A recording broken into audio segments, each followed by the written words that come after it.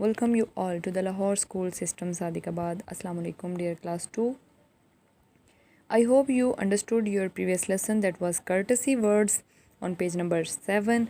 Today we are going to learn about grammar and structure. Please get the page number 8. Here we have a blue box in which vowels and consonants. We may read vowels and consonants. Well, let's start reading. The following letters, नीचे दिए गए letters of the alphabet के are called vowels कहलाते हैं. ये alphabet कहते हैं हरूफ तहज्जी को. जो पूरी ABC कंप्लीट है उसे हम हरूफ तहज्जी कहते हैं, उसे हम alphabet बोलते हैं. तो alphabet में से नीचे चंद दे दिए गए हैं, 5 हैं टोटल, जिनको vowels कहा जाता है. वो कौन कौन से हैं? A, E, I, O, U.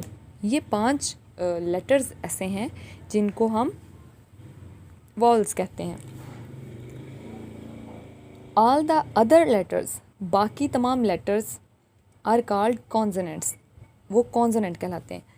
यहाँ पे एक चीज़ है letters. letter वैसे तो ख़त को बोलते हैं, लेकिन ये जो A, B, C, D ये सारी A से Z तक, इसमें अलग अलग A एक लेटर है, B एक लेटर है, C एक लेटर है.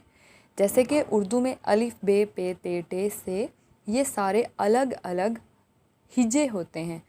मीन्स अगर उनको हम उर्दू में कहें तो हिजे, इंग्लिश में कहें तो लेटर्स.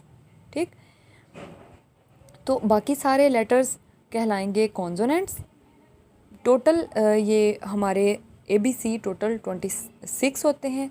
इनमें से 5 हम वॉवल कर दें अगर A, E, I, O, U vowel हैं, और जो बाकी बच गए 21 वो क्या हैं? कॉन्सोनेंट कहलाते हैं. वो कौन कौन से होंगे? B, C, D, F, G, H, J, K, L, M, N, P, Q, R, S, T, V, W, X, Y and Z. ये सारे 21 कॉन्सोनेंट हैं, और इनमें जो मैंने स्किप कर दिए हैं जो कि A, E, I, O और U थे, वो 5 वॉल हैं.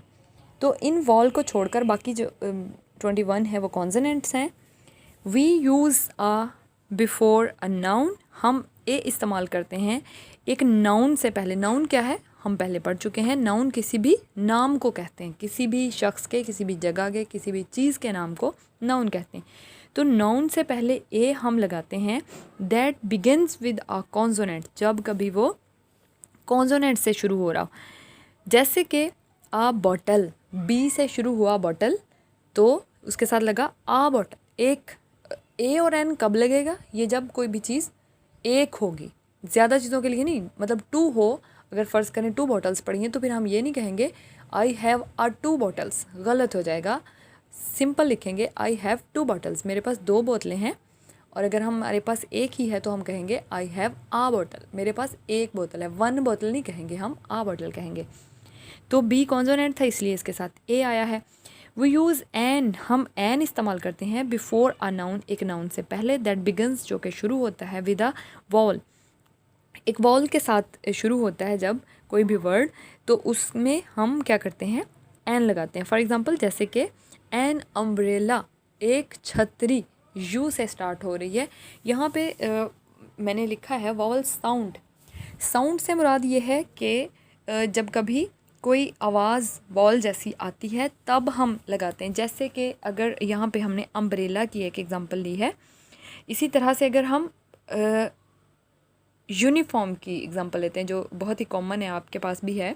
यूनिफॉर्म यू से ही स्टार्ट हो रहा है, बट आवाज़ ये की दे रहा है, अ साउंड नहीं दे रहा. अम्ब्रेला अ साउंड दे रहा है, वॉवल साउंड दे रहा है, तो इसलिए इसके साथ एन लगेगा, एन अम्ब्रेला. और यूनिफॉर्म क्योंकि य साउंड दे रहा है, वॉवल साउंड नहीं दे रहा, इसलिए उसके साथ आ यूनिफॉर्म लगेगा. ठीक है, वैसे ये काफ़ी डिटेल्ड है जो कि आप अगली क्लासेस में पढ़ोगे. ये थोड़ा सा हिंट मैंने दिया है यहाँ पे, अगली क्लासेस में आप इसके बारे में बहुत डिटेल से पढ़ोगे. फ़िलहाल इतना ही काफ़ी है. Next page, circle the words that start with a wall and underline the words that start with a consonant. अगर कोई वॉल से स्टार्ट हो रहा है वर्ड तो उसको आपने सर्कल करना है, अगर कोई कॉन्सोनेंट से स्टार्ट हो रहा है तो उसको आपने अंडरलाइन करना है। अब आप अच्छे से जान चुके हैं कि वॉल क्या है और कॉन्सोनेंट क्या है, ये एक्टिविटी आप खुद करेंगे, ठीक।